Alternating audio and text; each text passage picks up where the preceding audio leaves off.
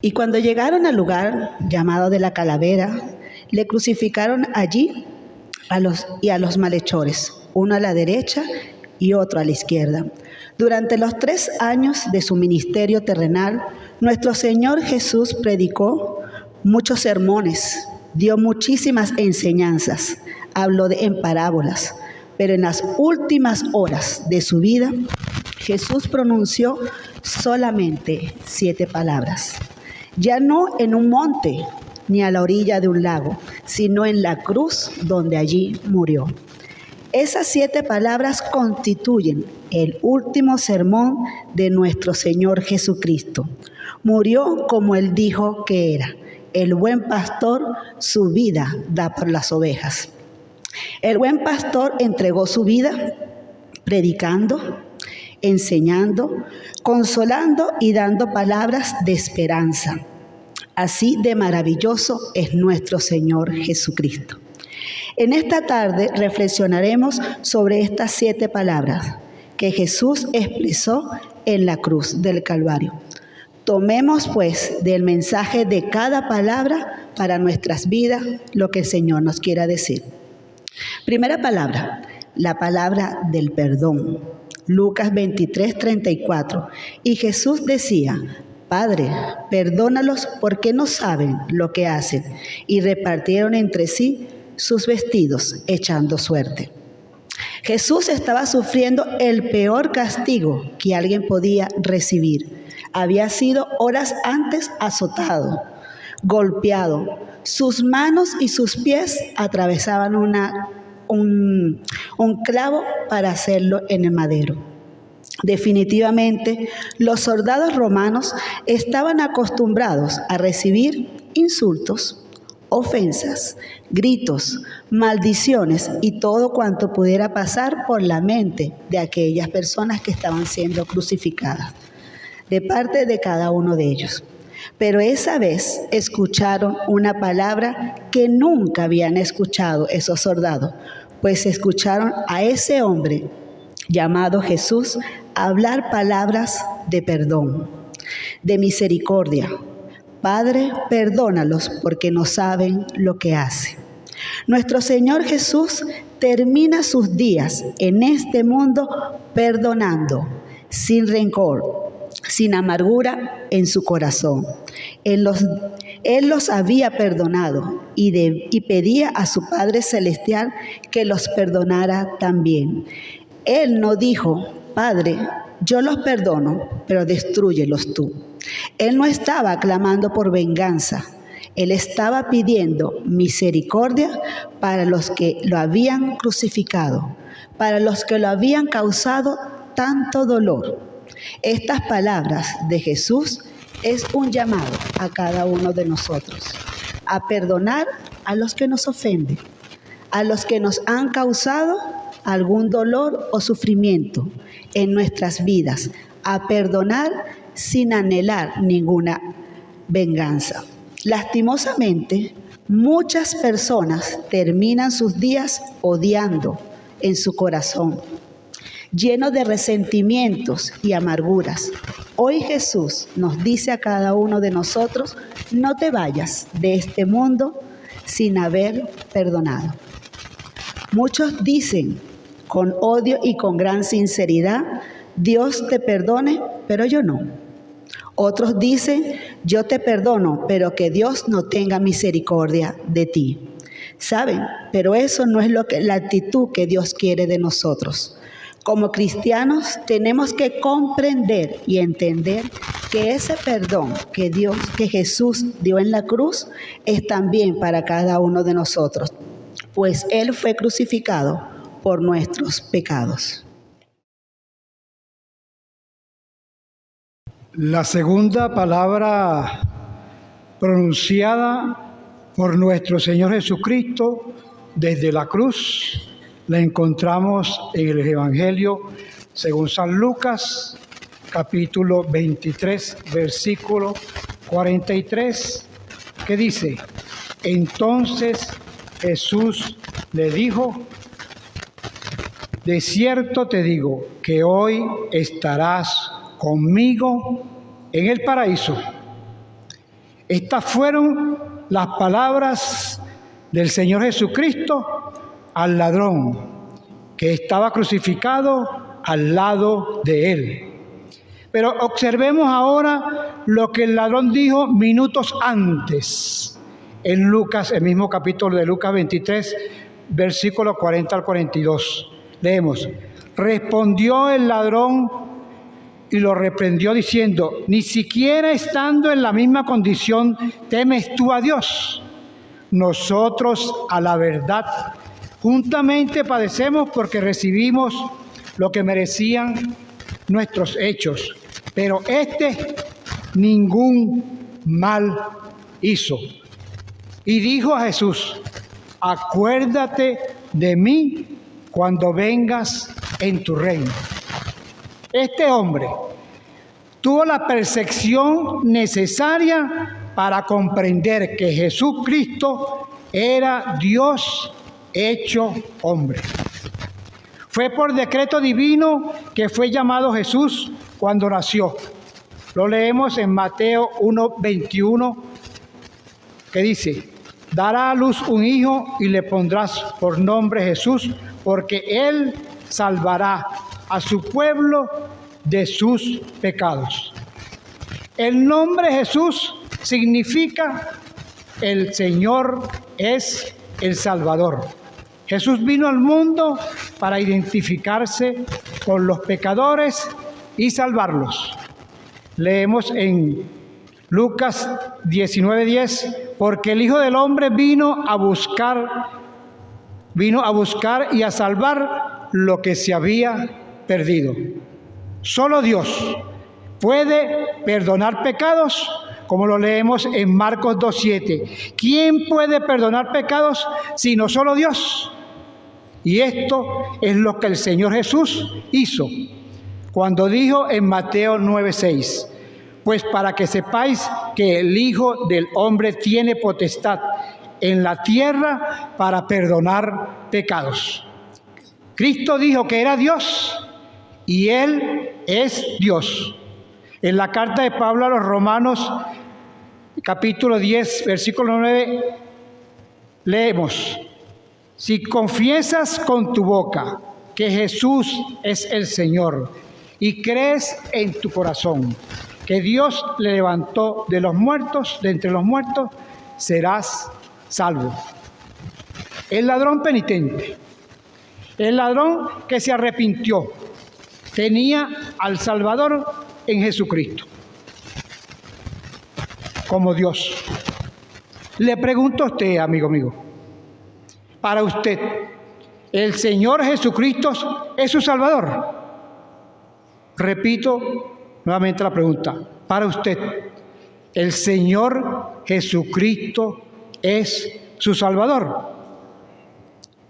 Déjeme decirle que esto es lo que realmente importa. Entienda, apreciado amigo, que Jesús es el Señor y su Salvador. Pero antes de responder, observe lo que hicieron sus discípulos. En Mateo 26:56 dice: los discípulos, dejándolo, huyeron. En aquella hora oscura no había fe que creyera en el reino venidero de Cristo. Es admirable la actitud de aquel ladrón moribundo. Él sí que era un hombre de gran fe.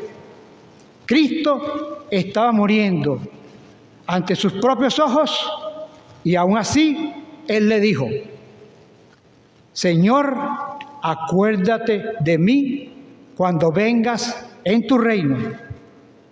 El ladrón moribundo observó a través de los sufrimientos de Cristo y vio la gloria que vendría. Él creyó y confesó a Cristo bajo las circunstancias más extenuantes. Puso la fe por encima de todo. Apreciado amigo, este hombre confesó a Cristo cuando nadie más lo estaba haciendo. Y fue una confesión pública. lo más pública que alguien podía haber hecho. Mi querido amigo, ¿lo ha hecho usted?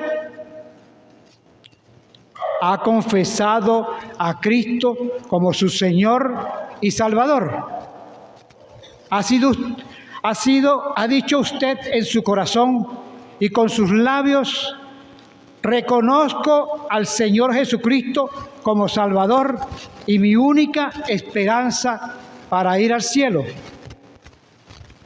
Apreciado amigo, Dios le ama. Cristo murió para salvarle. Si usted muere sin Cristo, estará perdido para siempre. El Señor Jesús dijo en Juan 6:37, al que a mí viene, no le echo fuera. Y en Juan 5:24 dijo, de cierto os digo, el que oye mi palabra y cree al que me envió, no tiene vida eterna y no vendrá a condenación, sino que ha pasado de muerte a vida. El Señor Jesús aceptó al pecador penitente de inmediato. Y de inmediato el Señor nos acepta y nos salva. Qué bueno, mi apreciado amigo. En respuesta al ladrón, el Señor Jesús también le dijo, hoy estarás conmigo en el paraíso. La gracia de Dios excede el corazón del pecador. Cuando un pecador viene a Cristo, él es perdonado y limpiado de inmediato. Cuando un pecador cree y recibe al Salvador, hay un nuevo nacimiento de inmediato, por la gracia de Dios y por su gloria. Usted recibe salvación inmediatamente. ¡Qué maravilloso, mi apreciado oyente! No quiero terminar mi presentación sin invitarle a usted también. Si tal vez usted nunca recibió a Cristo, nunca le invitó a le invito a hacerlo ahora. Él es el que perdona nuestros pecados. Es el dador de la vida eterna, más allá del tránsito de la muerte. Mi apreciado amigo, usted también puede ir con el Señor al paraíso, porque Él se lo concede, así como se lo concedió al ladrón en la cruz. Recuerde sus propias palabras que dijo en Juan 6:37, todo lo que el Padre me da, vendrá a mí, y al que a mí viene, no le echo fuera. El Señor Jesús jamás le va a echar fuera. Arrepiéntase, mi apreciado amigo. Dígale al Señor, reconozco mi pecado y mi culpabilidad.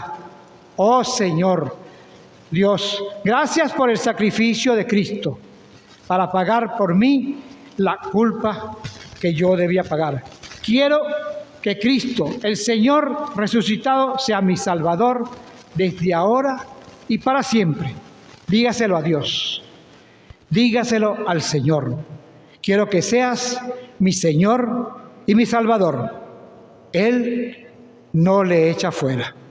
Él nos concede el perdón y la vida eterna. Recordemos sus palabras.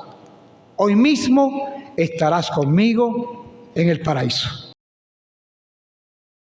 La tercera palabra de amor. Estaba junto a la cruz de Jesús su madre y su hermana, la hermana de su madre, María, esposa de Cleofas, y María Magdalena, cuando vio Jesús a su madre y al discípulo a quien él amaba, que estaba presente. Dijo a su madre, mujer, he aquí tu hijo. Después dijo al discípulo, he aquí tu madre.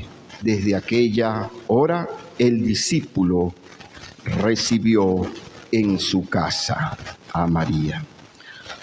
Es importante destacar, mis hermanos, que todos los discípulos habían abandonado al Maestro, menos Juan, que estaba junto a María contemplando a su hijo en la cruz.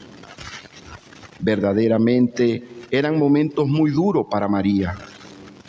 Ver morir a su hijo agonizando, sufriendo. En ese momento la profecía que dio Simeón cuando Jesús fue presentado al templo se estaba cumpliendo. Podemos verlo en Lucas 2, 34, 35. Los bendijo Simeón y dijo a su madre María: he aquí, este está puesto para caída y para el levantamiento de muchos en Israel, y para señal que será contradicha, y una espada traspasará tu misma alma, para que sean revelados los pensamientos de muchos corazones. La espada del dolor estaba atravesando su alma. Jesús mostró un amor por su madre María, el cual estuvo desde un principio hasta el final, nunca desamparándola. Se cree que para la fecha José ya había muerto, pero Jesús no desamparó en ningún momento a su madre. Es maravilloso ver cómo el Señor estaba cumpliendo su misión redentora, ver cómo Él estaba cumpliendo el plan eterno de la redención, pero tuvo el amor para no descuidar a su madre terrenal. Este es un ejemplo maravilloso para cada uno de nosotros, que muchas veces descuidamos a nuestros padres o a nuestros familiares por todas las cosas importantes que tenemos que hacer. Nos descuidamos y descuidamos a las personas que amamos y que nos aman, porque estamos cumpliendo importantes proyectos o ministerios. Jesús estaba cumpliendo el plan más grande para la humanidad, pero tuvo tiempo para tener el cuidado para su madre. Cuarta palabra la podemos buscar en Mateo, capítulo 27, versículo 46. Cerca de la hora novena, Jesús clamó a gran voz diciendo: Elí, Elí, lama sabactani. Esto es: Dios mío, ¿por qué me has desamparado? Esta es la palabra más triste de un sufrimiento silencioso, pero también una palabra de conquista. Es la palabra del abandono. No es una palabra de la deidad siendo abandonada por otra, sino nuestro Señor Jesucristo en su humanidad, experimentando su angustia al tomar el lugar de nosotros en la cruz del Calvario. Este grito de crisis de la cruz estremeció el silencio negro de 3 largas horas, las cuales habían pasado sin que ninguna palabra viniera de la cruz central. Se había hecho oración por el mundo, se había buscado una palabra de perdón y se le había dado una promesa de respuesta al ladrón moribundo. También se había hecho provisión para la madre, es decir, hubo un lapso en el sufrimiento, el silencio y la oscuridad. Nuestro Señor Jesús clamó en arameo, su lengua nativa. Los discípulos escribieron los evangelios en griego. Usted y yo y el resto del mundo los leemos traducidos en diferentes idiomas, pero a pesar del tiempo y la traducción de una lengua a otra, no quita ese sentimiento de desolación y terror en su grito. ¿Por qué hubo esta agonía en las últimas horas de la vida de nuestro Señor Jesús? Los mártires, así como nosotros, los que hemos aceptado a Jesucristo como Señor y Salvador, podemos morir en santa paz. ¿Y saben por qué? Porque tenemos conciencia que la presencia de Dios estará con nosotros en ese momento. Pero nuestro Señor Jesús podría entregar su alma en paz únicamente después de que Él había vencido al pecado, únicamente después que Él había pasado por el infierno mismo para alejar de esa manera el pecado de nuestras vidas. ¿Saben qué es el infierno? El infierno es donde no está Dios. Nuestro Señor no estaba poniendo en duda el precio que pagó en la cruz para liberarnos de la esclavitud del pecado y por ende la condenación en el infierno, el cual Él estaba plenamente consciente, sino que estaba exclamando en agonía sobre el inimaginable sufrimiento de la separación de su Padre. Se hizo pecado. Lo podemos buscar en la segunda carta a los Corintios, de la segunda carta del apóstol Pablo a los Corintios, en capítulo 5, 21. Él tuvo que caminar hacia lo no trazado, lo desconocido, lo inexplorado y completamente solo. Este no fue el grito que expresamos muchas veces cuando perdemos a un ser querido o estamos pagando las consecuencias de malas decisiones. Este fue el grito del Hijo de Dios, plenamente consciente de que estaba penetrando en las profundidades mismas del infierno.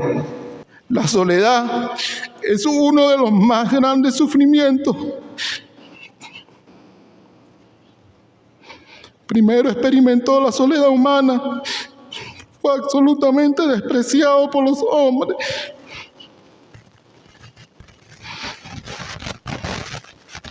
Lo escupieron, fue desechado, burlado. Parecía que él podía soportar todo lo demás, pero el desamparo que le puso el Padre era mucho más de lo que cualquiera podría aguantar. Para nuestro Señor Jesús había un inimaginable peso de dolor, una conciencia horrible de pecado, una completa soledad de ser abandonado. Nuestro Señor Jesús estaba comprando para nosotros una salvación inexplicable. Muchas veces vemos la cruz como un adorno hermoso de oro, de mármol o de flores. Pero cuando miramos el precio que nuestro Señor pagó allí por nosotros, podemos ver lo feo, lo negro y lo horrible que todo realmente fue. Eso hizo que Pablo dijera, gracias a Dios por su don inefable. Escrito en la segunda carta a los Corintios, capítulo 9, versículo 15. ¿Y de qué estaba hablando Pablo? Pablo hablaba acerca del don de Cristo mismo. Jesús la ofrenda, Jesús el sustituto. Él estaba hablando acerca de la salvación.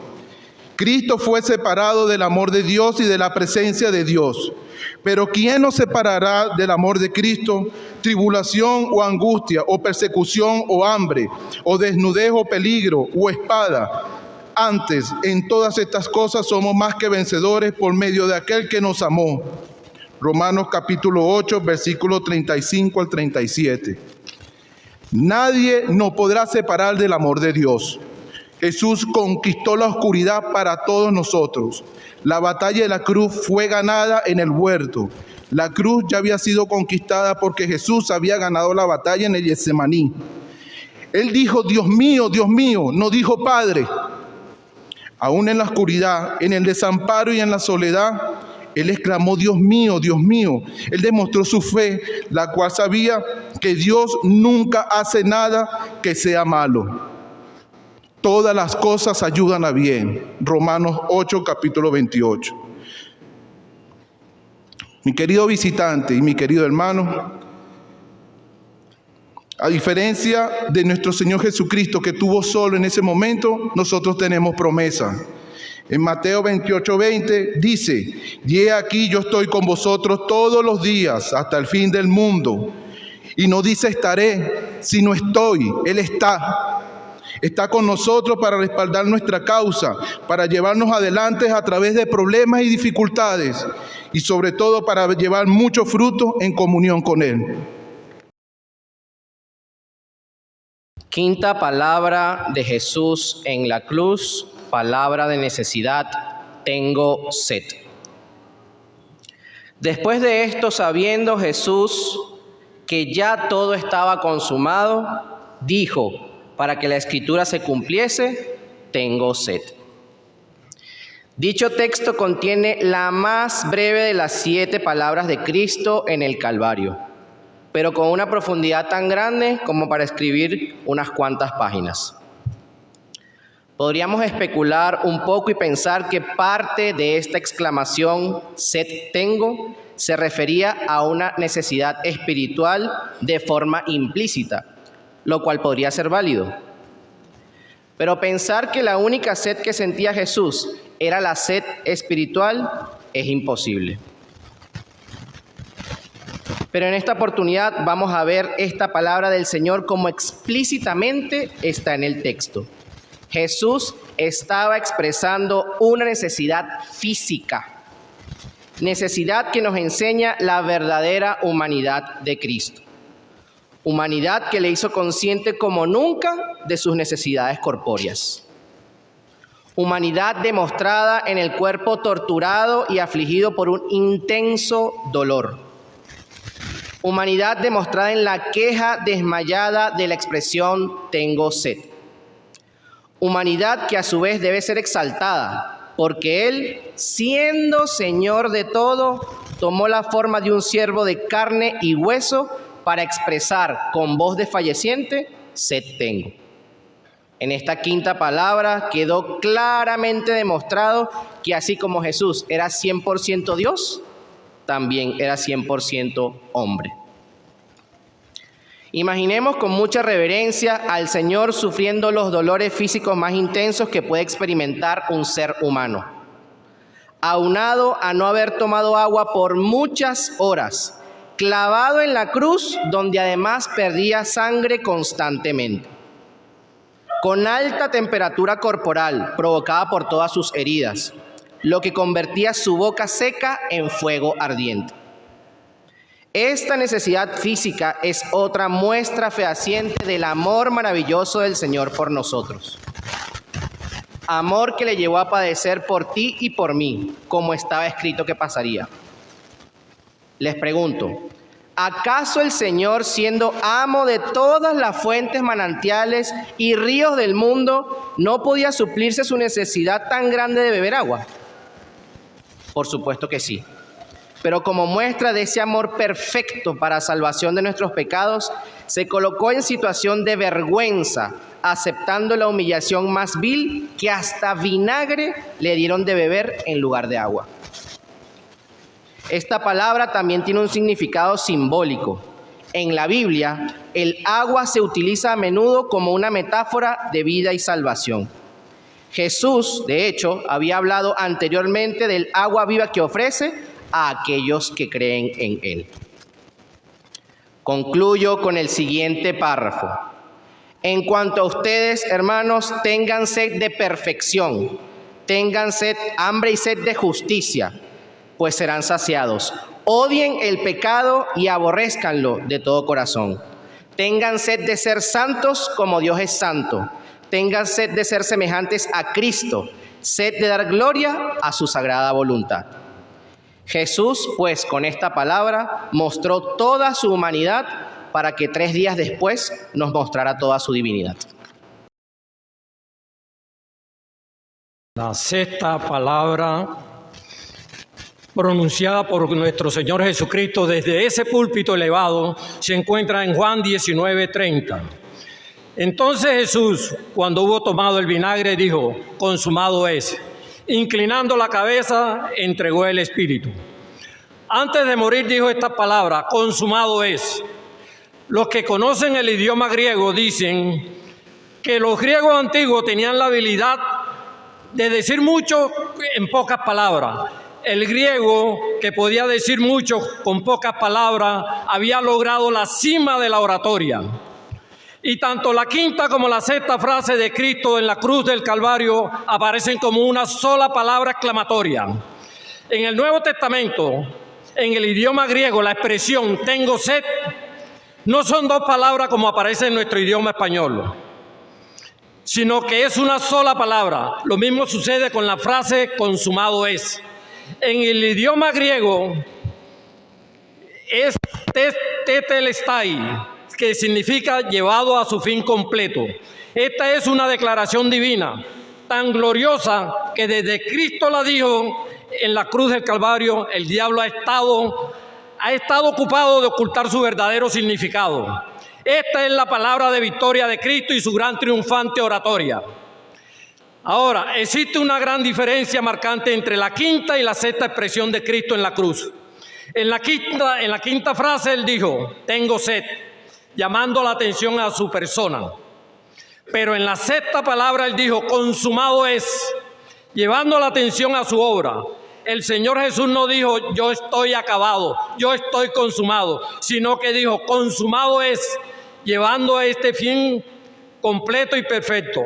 Ahora, al considerar esta palabra, la pregunta es, ¿qué tenía Cristo en mente cuando Él dijo esta frase, consumado es? ¿Qué era lo que estaba terminado? ¿Qué era lo que estaba llevado a su fin completo?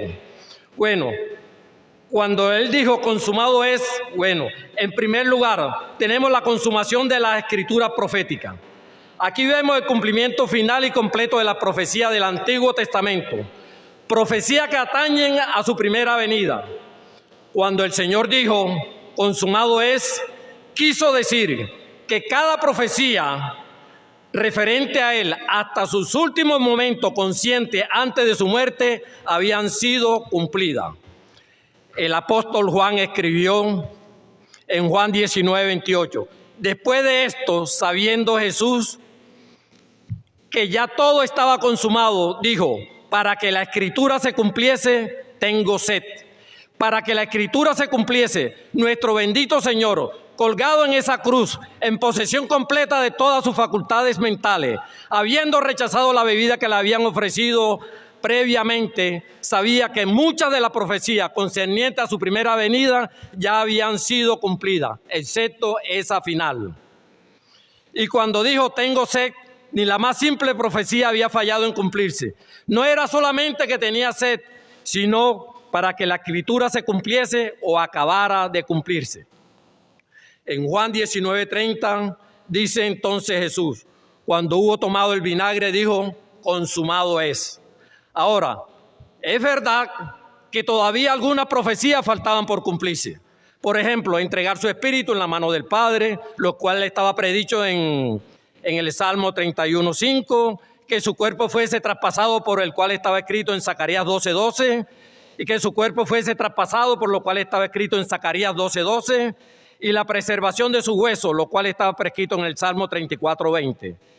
Y en el libro de Éxodo, su cuerpo debía ser sepultado en la tumba de un hombre rico, Isaías 53:9. Y muchas más profecías, por ejemplo, la profecía de su resurrección. Pero allí no había nada más que el Señor Jesús debiera cumplir respecto a su primera venida. Todas ellas, al más mínimo detalle, se habían cumplido. Ahora fíjese, Él era la simiente de la mujer en primer lugar, según Génesis 3:15. Había nacido de una virgen, Isaías 7:14. Había nacido en Belén de Judea, Miqueas capítulo 5. Era del linaje de David, recibió su nombre antes de nacer, según Isaías 49:1. Era descendiente de la tribu de Judá, Génesis 49:10. Y así sucesivamente.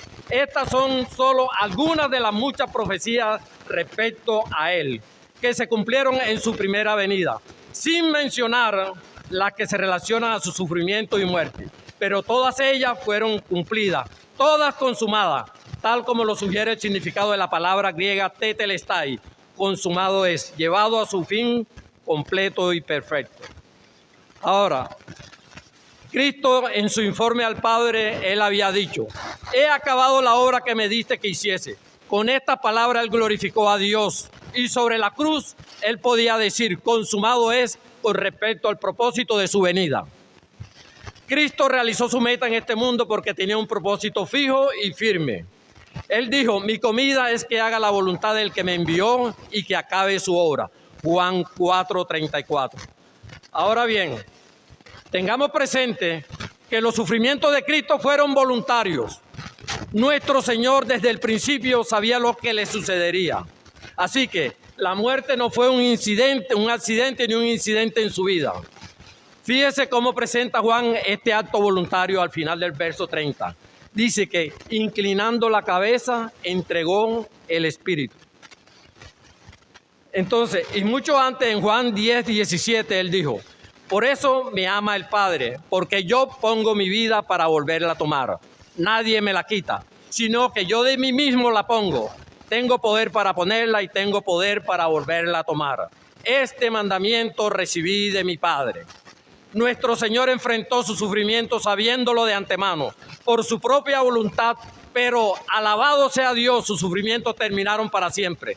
Terminaron cuando Él exclamó: consumado es. Repito, la profecía cumplida. En primer lugar, el cumplimiento de las Escrituras. En segundo lugar, fue la culminación de su sufrimiento. Y en tercer lugar, ese consumado es, fue la consumación de su sacrificio perfecto.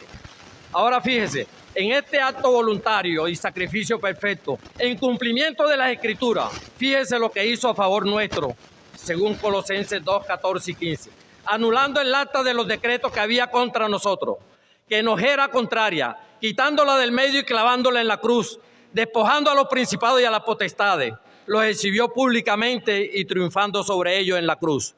El propósito divino de su venida al mundo fue llevado a cabo a la medida perfecta. Todo castigo posible por tu pecado, por mi pecado, ha sido pagado por completo por Cristo en la cruz. Amigo que nos visita, todo lo necesario para la salvación de tu alma ya fue provisto por Cristo en la cruz. ¿Qué te queda por hacer? Usted decide. Consumado es. Tetelestai. Séptima y última palabra del Señor en la cruz. La confianza. Dice así San Lucas, capítulo 23, versículo 46. Entonces Jesús, clamando a gran voz, dijo: Padre, en tus manos encomiendo mi espíritu. Y lo más difícil es terminar con una expresión, y el Señor terminó con una muy hermosa. Y dice la Biblia que Jesús clamó, y clamando es decir, lo gritó tan fuerte que todos pudieron escuchar la entrega de Él a su Padre. Quería que todos escucharan que su prioridad era su Padre amado. Así que expresó, lo gritó a gran voz y dijo, y empezó por Padre. Y es bien interesante porque la primera palabra es Padre, perdónalos. Y la última es Padre, en tus manos. Y es que el Señor tenía claro quién era su Señor, quién era su Dios. Él le encomendaba el inicio como el final. Y esto es un aprendizaje para nosotros. Colocar en las manos del Señor siempre cualquier cosa ante cualquier circunstancia. Denota aquí en este texto, y lo sabemos a través de todas las Escrituras, el amor, esa cercanía, ese diálogo que había entre el Padre y el Hijo. Y nosotros vemos que aquí en la cruz ocurren ciertos fenómenos y ciertas cosas. Por ejemplo, al Señor, lo dice la Biblia, fue asesinado por los inicuos. Vemos que el Padre también lo envió a morir por usted y por mí, para que nosotros pudiésemos disfrutar de la salvación. Pero por otro lado, y como nos decían los hermanos anteriores, fue un acto voluntario de Él. Su amor por nosotros era tan grande que Él se dio a sí mismo. La Biblia nos dice, porque de tal manera amó Dios al mundo, para que todo aquel que en Él cree no se pierda. Así que vemos este acto de amor tan bello. Así que comienza dirigiéndose a su padre, a quien amaba. Vemos en esa misma semana que él se dirige al padre y le dice cuando estaba en el Getsemaní: Padre, si es posible, pasa de mí esta copa, pero que no sea mi voluntad, sino la tuya. Vemos a lo largo de la vida del Señor ese amor y esa dependencia hacia su Padre. Luego dice: Padre, en tus manos. En la cultura judía, las madres enseñan a sus niños antes de orar, y uno de los versículos que les enseñan es este. Y lo conseguimos en el Salmo 35. Y dice de la siguiente manera: En tu mano encomiendo mi espíritu. Tú me has redimido, oh Jehová, Dios de verdad. Pero Jesús antepone el Padre comenzando esta oración, porque era su Padre. Y vemos, Barclay nos dice que es como que si el Señor se entrega al mismo Dios y es como si durmiera en sus brazos. Qué hermosa expresión. Es como si nosotros, cuando nos acostáramos, hiciésemos también esta oración con la certeza de que el Padre cuida y nos protege. Jesús era un hijo obediente a través de toda la historia. Y vemos cómo Él repetidamente cumple con la voluntad del Padre. Y termina y dice: Padre, en tus benditas manos, en tus manos, en las únicas que hay, en las únicas donde conseguimos paz, encomiendo mi espíritu. El Señor lo había lacerado, ya estaba roto, su cuerpo estaba destrozado. Sin embargo, lo único que no le pudieron dañar fue su espíritu.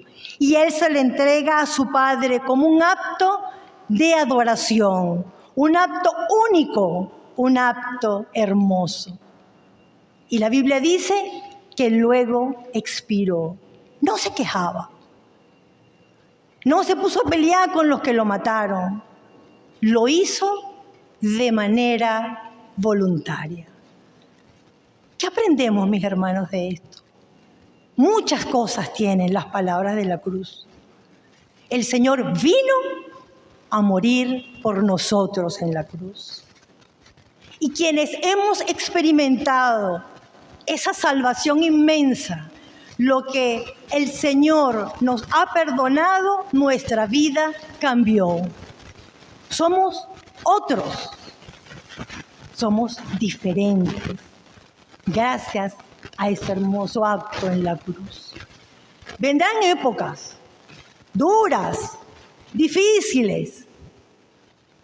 Llegará el momento que también tenemos que partir, pero debemos de aprender del ejemplo del Señor. Él nos enseñó a dejar esta tierra confiados en el Dios de dioses y Señor de señores. Él sabía a dónde iba. Nosotros sabemos de quiénes somos y a dónde vamos. Y vamos a un puerto seguro. Que el Señor nos bendiga, que recordemos siempre estas palabras en la cruz, que reflexionemos. Y no solo esta es una palabra para aquellas personas que no conocen al Señor, hoy es el día, sino para nosotros, los cristianos. Debemos recordar siempre ese acto tan hermoso en la cruz, porque después de este acto viene uno mucho más hermoso, que es el de la resurrección de nuestro Señor Jesucristo.